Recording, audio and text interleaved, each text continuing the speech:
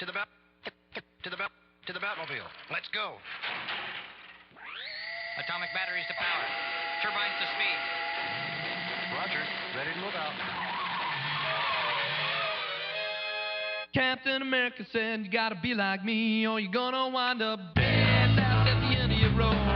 Flat road, down and tired, you sleepyhead, won't you go to bed? Let me run your life. If I go crazy, then will you still call me Superman? If I'm alive, then well, will you be there holding my hand? Savior of the universe.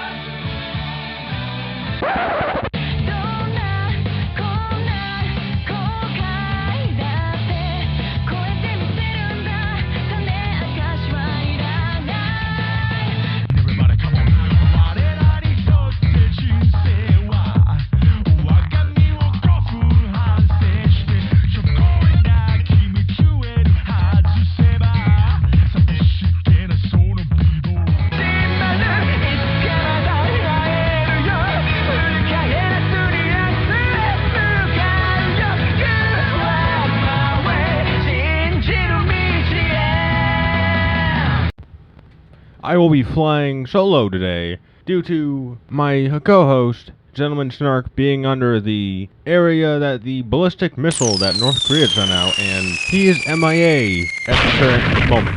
So if you can, send condolence cards to him through our Twitter account, @MeetsWest.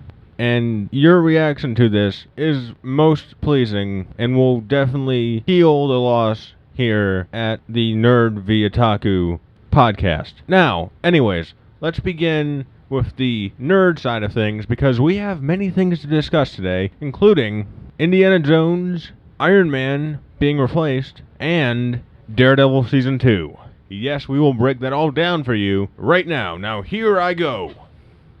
Well, Daredevil Season 2 is here, and wow, it does look good. We have the Punisher coming right in the beginning. Yes. And he's taking out villains with a vengeance. Now, Daredevil is more focused on stopping and controlling Punisher, while the new mobs are trying to take a hold of Wilson Fisk's void in Hell's Kitchen. With, like, the cartel, bikers, the Irish mob, there is a plethora of new people trying to take over the former role that was filled by Kingpin, and Daredevil is not really focused on them at the current moment. He is more controlled and focused on realizing what to do with the Punisher, because he is out of control. That is definitely a very interesting part of the first episode. The first episode really took control of the series and is now making the second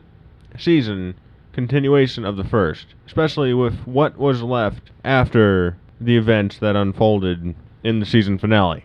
In the second season, that's where the blank hits the fan, like really hard, because the Daredevil and Punisher really starts to intensify as the Punisher comes out of the shadows and takes more of a role in the second episode, which definitely is interesting. Now, while that is going on, we have Foggy and Karen holding down the law firm, as Matt is currently MIA dealing with his new found rival. And as this is happening, a few more crime syndicates are starting to take over and trying to mark their territory in Hell's Kitchen. Now, I don't want to spoil too much for you, so I'm going to be leaving that for right now, but we do have more episodes that we will be reviewing and discussing on our Tumblr page as the series intensifies going forward from this point on. Now, if you want to go check that out, go to our Tumblr page, East Meets West World 917, and we definitely will have more up by the end of the weekend. So, if you want to see how this is working out for the Punisher, Daredevil, and the introduction of Elektra, yeah, that's right, Elektra's entering this season, definitely stay tuned and look up just for more coverage on the story that will be going on. But boy, can I say this series is definitely pretty good. Now, as we all know, Robert Downey Jr. is almost at his end of being Iron Man, and we see that as time goes on, Iron Man is Robert Downey Jr., and the fans aren't the only ones to think that. Captain America Civil War directors, the Russo brothers, have said in a interview with Forbes magazine, it's almost impossible to replace Robert. He's the biggest movie star in the world. One close-up from Robert is worth another actor's elite performance. He's incredibly gifted and insanely talented. I think if and when he is done with the character, I think you will find that Iron Man might disappear for a while. I think that the only way you could reboot that character is to give a generational gap that would allow another actor to at least have a chance to redefine the character without enormous specter of Robert hanging over him. There are so many characters in the Marvel Universe that can pick up the ball and run without it through the next phase or two before you need to see Iron Man again.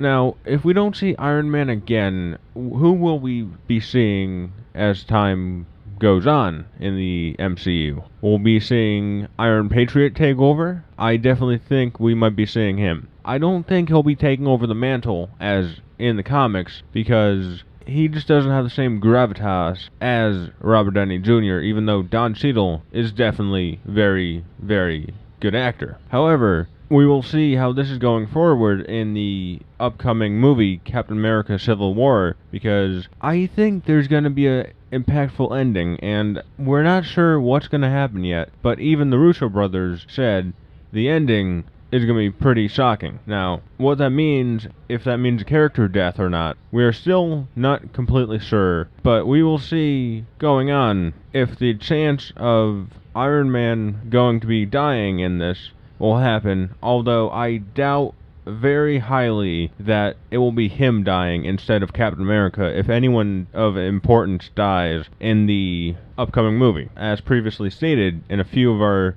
podcasts and radiocasts, we have said that we believe Captain America might be at the end of the line here, unfortunately, due to a few factors that we have already Now, if that will be going on, it's another matter, because, let's face it, in comics, you can always bring back a character, except for Uncle Ben, because screw Spider-Man. Now, speaking of Spider-Man, our recent video knocking Tom Holland, although it wasn't really knocking him, we more or less just said we had some concerns about him. We are definitely looking forward to seeing Tom Holland in Civil War, but we will not be seeing enough to make sure we have a complete and full analysis of the character, because he showed up too late to do anything due to the whole Marvel-Sony contract negotiations. However, Tom Holland does have a chance to be a very good Spider-Man. However, the one thing I will say that I do not like is that the logo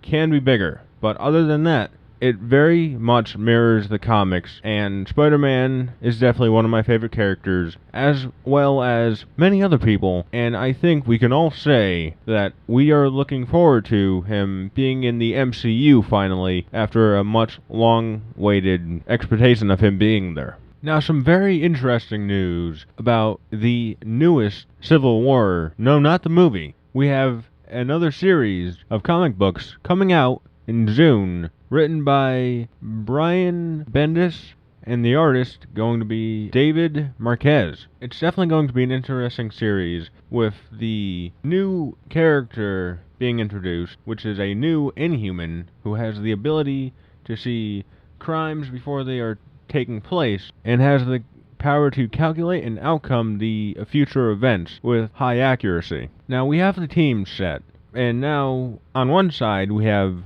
Iron Man, who will be on the same side as the Captain America, Sam Wilson, Thor, Black Panther, Star-Lord, my favorite character, Luke Cage, another good character, Hercules, Miss America, Daredevil, Black Widow, the Hulk, who is Adamius Cho right now, and Deadpool. So, a very decent slew of characters that will be backing up Iron Man. Now, who will be backing and siding with Captain Marvel, who has the idea of changing the future, as opposed to Iron Man's protecting the future. And backing Marvel is going to be Captain America, Steve Rogers, So that's kind of interesting right there, split between the two Captain Americas. War Machine, it's interesting to see him go against his friend, Iron Man. Spider-Man, Vision, Medusa, Blue Marvel, the Winter Soldier, Spectrum, She-Hulk, Hawkeye, and Ant-Man. So a very different and interesting choice of tandems right there, but we will definitely be seeing a great series in the upcoming future. Now, a prologue will be debuting on Free Comic Book Day, which is Saturday, May 7th, and that will be introducing the plot and what's going on in the series. So I definitely am looking forward to that, and it is looking to be a good series. Now, there is some backlash on whether or not Civil War 2 should happen, but these people are being overly precautious because we're not sure what's going on, and we haven't even seen anything from it yet, except for a few pictures that have lent themselves to what has been released. So other than that, nothing much. Now, there will be a 4-part series which is titled Civil War 2 Amazing Spider-Man, which is a 4 mini-series issue that is written by Christos Gage and artist Traval Foreman. And he's dealing with how the new Inhuman must deal with it, and he knows that with the great power comes great responsibility, which, you know, is Spider-Man's slogan. And will Spider-Man be of any help to deal with this incoming new power, or will he not be able to do anything about it? Well, we'll see when that comes out in June. But for right now, we have the sides chosen, we have what they're siding with, we have what it's going to be about, and right now, it's looking pretty good. So, time will tell if it will actually be the series that everyone is hoping it to be as the follow-up to Civil War, but we will definitely see proceeding into the future. Now, next week, as you know, is the great showdown between Bat versus Superman. We've had some concerns about this, along with a few of our special guests, that they've said they don't know if this film will be as hyped as it will be going into it due to the peculiar role choices of who will be playing the characters, namely Jesse Eisenberg as Lex Luthor, although I'm starting to grow on him, and Ben Affleck as Batman, the old, grizzled, knows his way around the block character. Now, this is definitely interesting, and we'll see going forward if this will definitely be worth the hype. I'm thinking it will be just under the hype, but it will definitely still be good. And now, a press conference about the movie has been taking place a few hours ago, and you should definitely check it out, where they discuss what the characters are, how they are, and why they are in the film. It is definitely interesting because it has all the major characters who are in the film, and they will be discussing it. Now, the thing I want to know is Aquaman in the film? I think yes, because he is in the casting right now.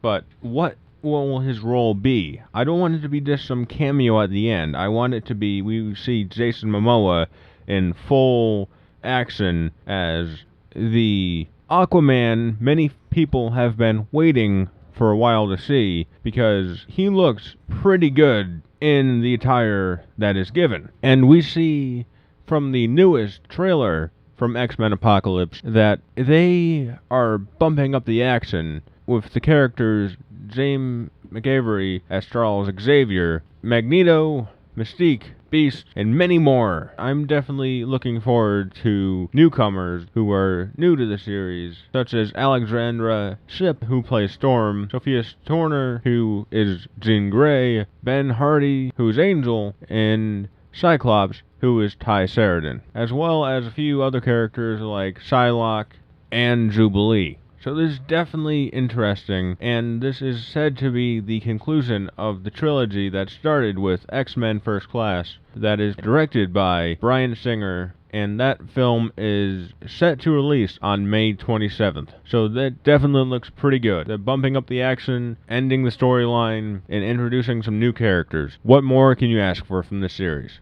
Now, for the little bit of rapid fire, we have a new Warcraft trailer which was released, and that looks pretty decent. don't want to go too much into that, but if you want to check it out, just go online, and it is definitely out there. The Lobo movie, who is my second favorite character in the DC Comics, opposed to Jonah Hex, which that movie don't even get me started about, has a new writer, Jason Fuchs, who has been in charge of the film, and San Andreas director Brad Payton is currently on to direct it. And it definitely looks pretty interesting, because if it's anything like the standalone Deadpool series, yes, I know that's a different company, but if it's anything like a standalone Deadpool series, we are definitely in for a treat, since both are anti-heroes, and they also do break the fourth wall. So I can definitely see the comparisons to Lobo to Deadpool, which was a hit back in last month.